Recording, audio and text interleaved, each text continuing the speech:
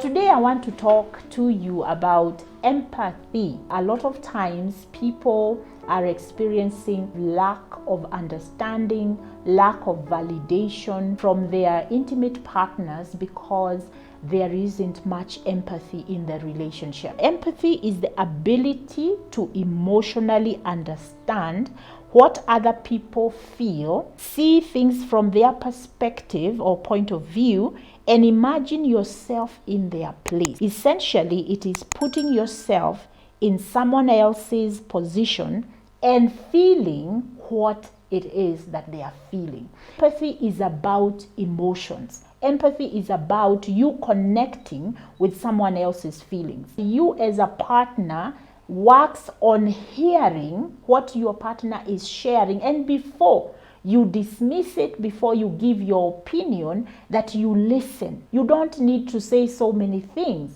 You just need to be able to feel whatever it is they are feeling. When somebody has lost a loved one, for instance, many of us, we do not know how to express our feeling of empathy to the person. But really what that person is looking for, they are looking to hear you enter into their world, feel what they are feeling. Instead of going into problem solving with that person, at this point, they are looking for you to validate how they feel. They are looking for you to join them in how they feel. We women, when we get together, we know how to empathize with each other. Usually men, because of the fact that you are created to be problem solvers, many times you are unable to immediately go into that emotional space with your spouse, mainly because you feel uncomfortable with the feelings, and so you want to create solutions so that you can know what your spouse needs from you in that point. First and foremost, say, I can imagine this is so tough for you. I can see your pain. I can feel that you are really struggling with this. That is what we call validation. Then from validating how they feel, then you can be able to say, how would you like me to support you through this? Before you offer solutions, you have already listened. You have made them feel that you are walking together with them. Now, let me give you a very simple example. You have a child and they start to cry because they feel sad. What do we say? We always tell our kids, don't cry, it's okay, don't cry. However, what about if we picked up that child and said, it's okay, I know you are hurt, I know that was not nice of that child to do that to you. That is what we call empathy. You are validating for your child that it's okay to feel certain emotions because that is normal, it's natural. When you are sad, when somebody hurts you, you are supposed to cry, you are supposed to feel bad,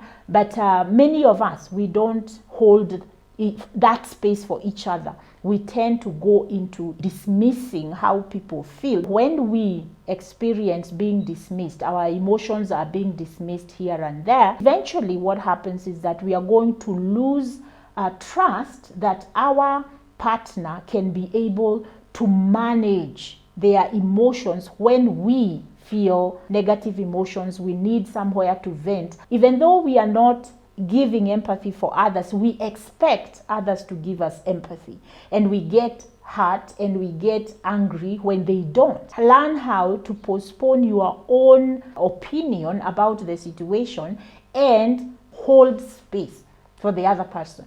Use active listening skills. Clarifying is another skill, which is I heard you say 1, 2, 3, 4, and this is what I understood. Is that correct? And then your spouse will be able to say yes or no. And you have a complete, effective communication process. The problem we have is that we are not actively listening to each other.